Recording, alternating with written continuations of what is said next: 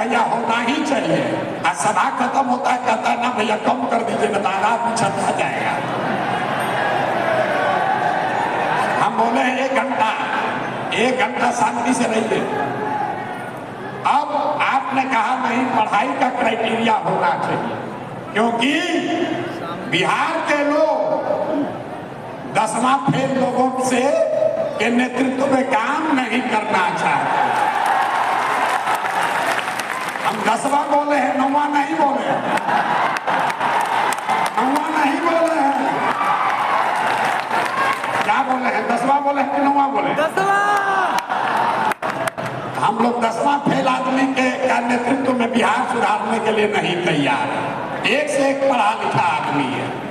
बताइए, ज्ञान की भूमि बिहार, आज जो 10वां फेल है वो कह रहा है कि हम बनेंगे इसका नेता। बनना चाहिए कि नहीं बनना चाहिए? ना बनना चाहिए भाई, बनना चाहिए कि नहीं बनना चाहिए? ना तो हम लोग क्या रखें, 10वां रखें, 9वां रखें कि 12वीं रखें कि बीए रखें? जोर से बोलिए, बीए। अरे भाई, आप लोग नेता विपक्ष का क्या कीजिएगा? हम लोग उनको नेता विपक्ष की में रखते हैं, उनको नेता विपक्ष की राह में दिया जाए। आपको तो विपक्ष में नहीं न जाना है, आपको सरकार में बनानी है। 25 में बनाना है कि 29 में? 25 में। कुछ लोग कह रहा है, 1.5 वर्ष पहले हमको कह रहा था अभी तो पैदल चल रहे हैं, देखिए क्या होता है। फिर कहा फिर इतना मेहनत कर रहे हैं, कुछ तो कुछ होगा जरूर। बात तो ठीक है कह रहे हैं, लेकिन बड़ा समय लगेगा।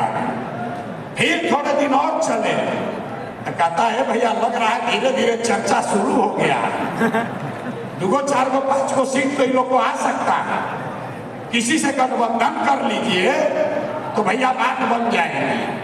तो हमने क्या कहा, याद रखिए, जन स्वराज कितना सीट लड़ेगा?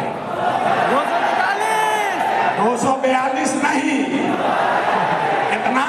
243। जोर से बोलिए, कितना? जन स्वराज 243 सीट लड़ेगा।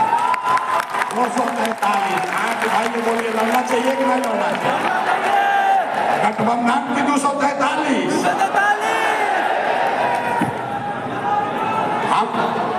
हम ऐसा है, हम उन युवाओं को तैयार कर रहे हैं जो आने वाले वर्षों में या तो हम लोग अर्श पर मरेंगे या फर्श पर मरेंगे, बीच में नहीं लटकना।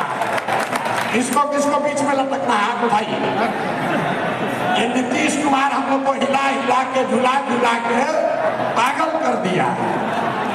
अब अर्श पर जाना है कि फर्श पर? और से बोलिए, अर्श पर कि फर्श पर? तो बिहार के लड़कों को अर्श पर जाना है तो 243 ही लड़ना है। और पढ़ाई का क्राइटेरिया अब बोलना नहीं है, वोट देना है। देखिए, इस सभागृह में बैठे हुए कई लोग अगले साल, ज्यादा आगे नहीं, अगले साल आपको लिख कर देता हूं, नहीं होगा तो गर्दन पकड़िएगा हमारा। इस सभागृह में बैठे हुए लोग मंच सम्मिलित है, उसमें कितने लोग अगली साल सदन में बैठेंगे?